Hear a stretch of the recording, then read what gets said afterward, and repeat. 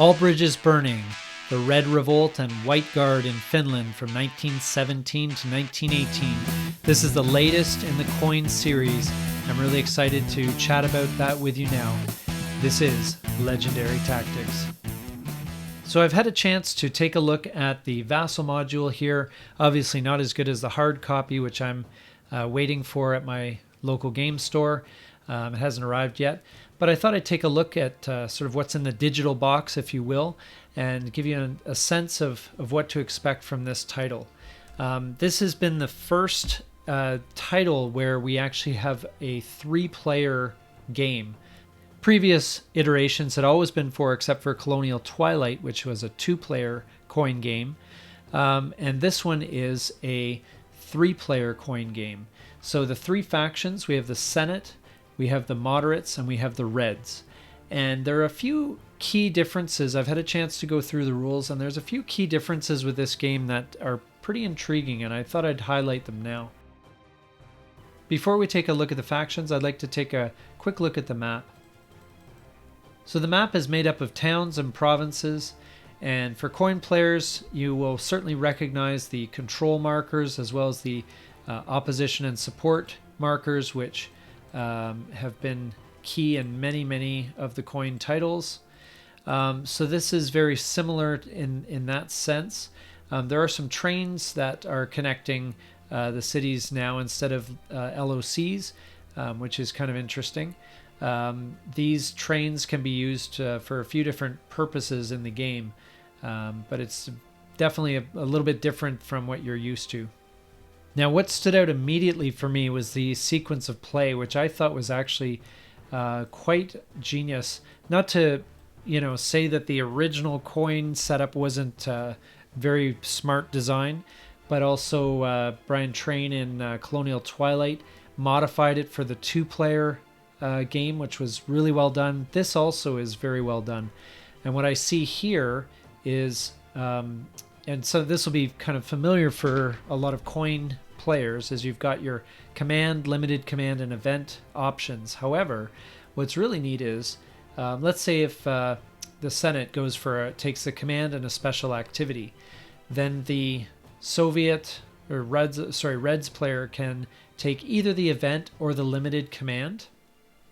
Let's say they go for the limited command, and then the third faction, if they're eligible, they can actually take the last remaining spot on that space. So you could actually on one card have all 3 factions play. Of course, any faction can also pass at any point, and the order they pass, A, B, C, determines the order that they will move back into the eligible box, which is pretty smart. Now, they can all play on every card, except for the faction that takes the command and special activity. You'll notice it's a shaded space. That means that after everyone's played, then the faction that chose the shaded space has to go to ineligible, and then the other 2 return to the track according to the letter that they're on. So passing is always A, ineligible is B, then C, then D, and that determines the order which they go back onto the eligibility track. So it's very interesting design. No one's going to be shut out by constant play of certain things, so it's very good. Everyone's going to get a chance to do something if they want to, and I think it's a really smart way of handling 3 players in a coin series game. Now, the other really interesting thing is that the event cards don't have any faction symbols at the top of the cards. Everything is basically decided by the flow of the sequence of play. So you don't have the same priority given to certain factions. Of course, they do have the split events still, some of which will benefit one side or the other. But it's a really interesting change that there's no faction symbols at the top. And so things are much more determined by your play with the sequence of play than they would have been in other titles. The other interesting part is there is another pivotal event as we have come to know them in coin games. However, this one happens basically when there's a certain number of cells on the map, and they're at the second propaganda round. Essentially, it shifts the game from phase 1 into phase 2. So moves from more of a peaceful phase into a more openly conflicting phase. There's more war, sort of back and forth, direct confrontation is the word I was looking for. So there's more confrontational kind of special activities and commands that open up, and the game shifts into a different kind of feel, which is really interesting as a design choice. There are some interesting innovations like the political display and the polarization track, and I've yet to see how this all interacts, but basically certain activities will increase polarization and other ones will decrease it.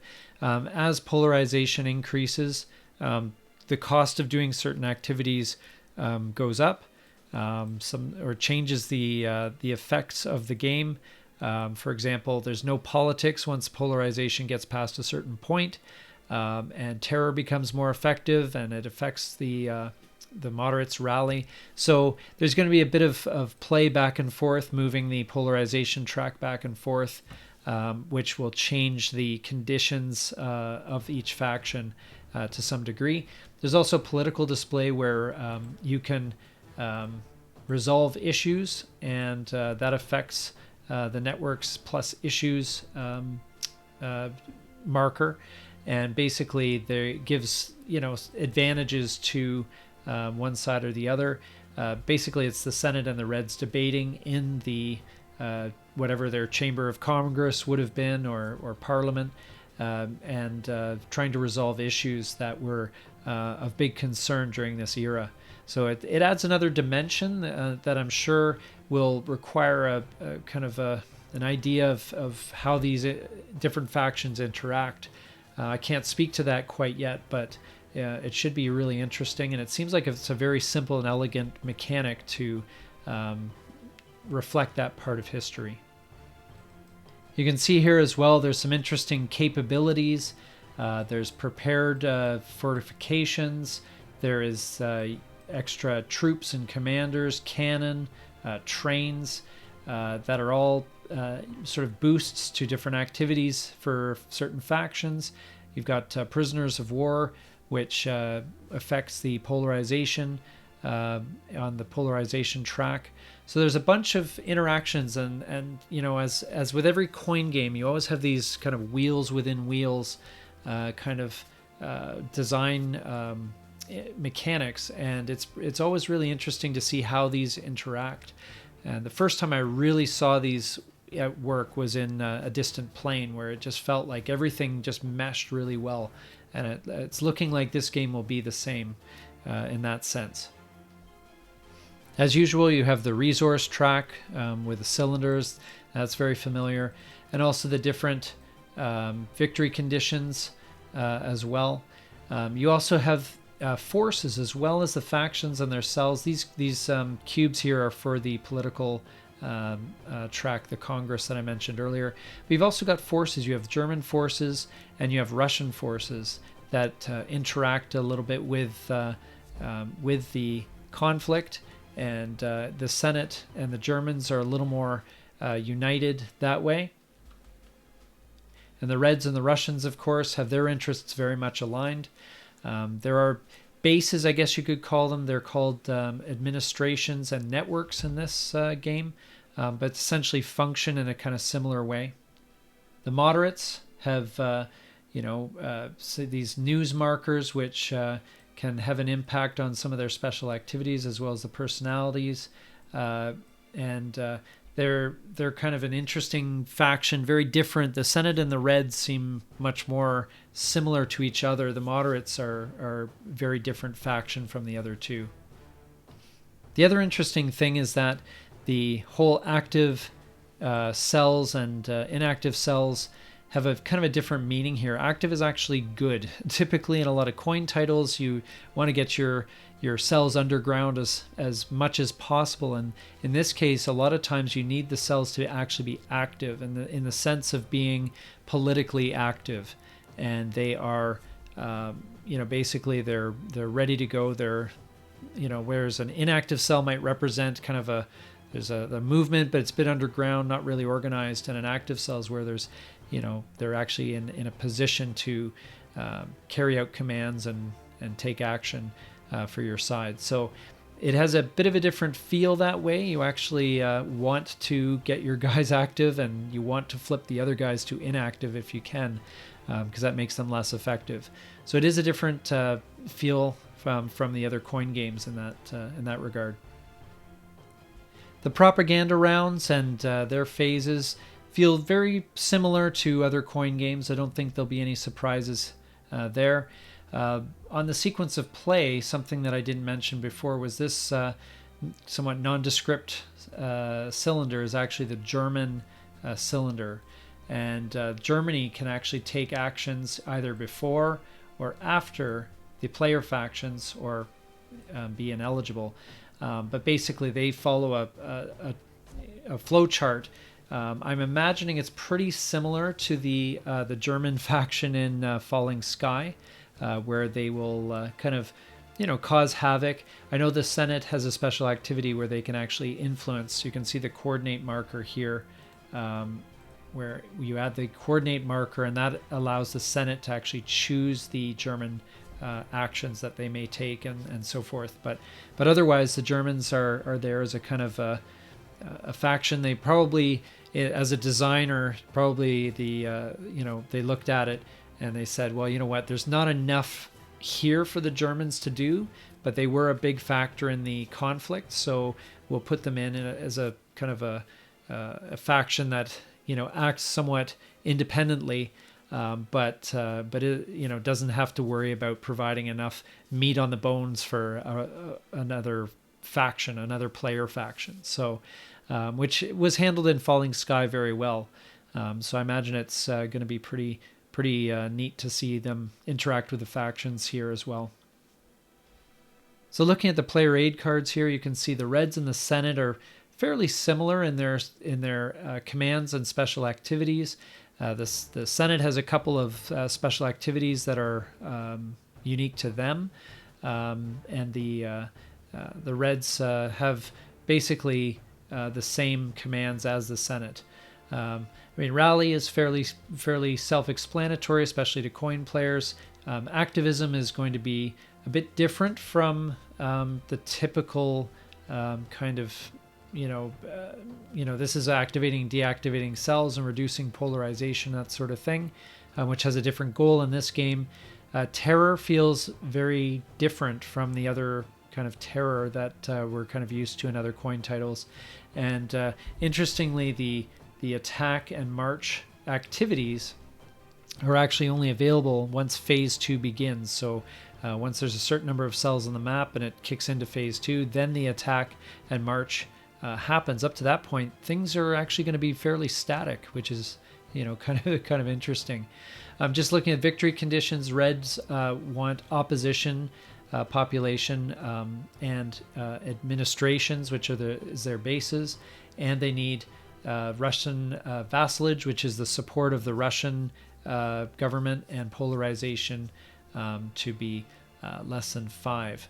So they want the polarization low and vassalage low, and they want their bases and opposition as high as possible. The Senate wants to control town populations and make sure that the Germans are not interfering too much, and that there isn't too much polarization. The moderates, and I'll chat about them in a sec, they want resources, and they want to have resolved issues and networks +1 greater than polarization. So polarization is going to be involved with the with the victory conditions in a pretty key way. Russia or Germany, even though they're kind of non-players, they win on the last propaganda if no faction margin is positive. So in other words, the non-players win if you don't. Now just take a quick look at the moderates here. So they have rally, which is obvious. Message is actually moving and hiding cells and carrying news around. News is actually kind of an interesting thing in this game. They're kind of like shipments in other games, but in other ways not so much. Negotiate, where it shifts polarization and deactivates enemy, and politics, which gets you on that political track with these cubes over here, and basically again, the moderates are trying to resolve issues. So it's kind of interesting that way. They also have the personalities. They can do dialogue and publish, which raises resources. So it's kind of an interesting mix. A lot of coin games do feel very similar with the forces. I know the games have really evolved, and they're really changing. So each faction really truly does feel different, because some factions do feel pretty similar in the early games in the series, but now it's completely mixed up, and sometimes you don't just get the rally march, terror and attack as you were used to, and there's a lot more going on. So overall, just a quick kind of first impression here. I think this game is a really unique looking title in the coin series, and I know the coin has really pushed the boundaries of the original design from Andean Abyss, but this one looks like it could be really intriguing. I love the 3-player aspect of it. I find that really intriguing. I think the sequence of play track looks really well designed. There's going to be lots of great strategic decisions, and I think this is going to really tell a story from beginning to end, and it's going to be very interesting to play through.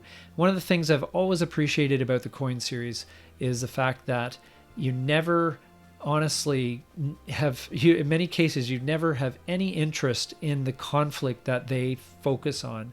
I had zero interest in the, Colombian Civil War. I had very little interest in the French colonial war in Algeria, for example.